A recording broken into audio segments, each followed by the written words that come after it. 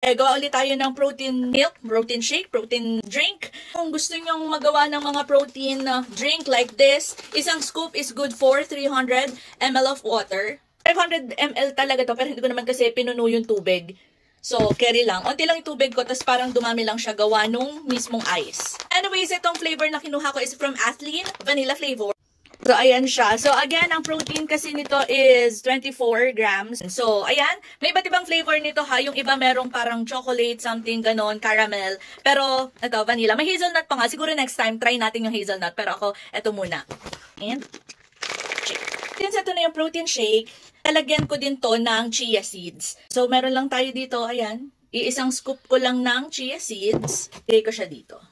Ayan siya. Tapos, i-shake ko na lang siya ulit. So yung chia seeds, natutuwa ako sa kanya para kasi siyang sago-sago pag katagalan. And kapag iinom kayo ng chia seeds ha, pagkalagay, huwag nyo agad iinumin. Hayaan nyo muna siyang nandun ng mga 30 minutes to 1 hour. Pero ako 1 hour ang ginagawa ko. So, para ano siya, mas mukhang sago, ganon. At saka mas healthy.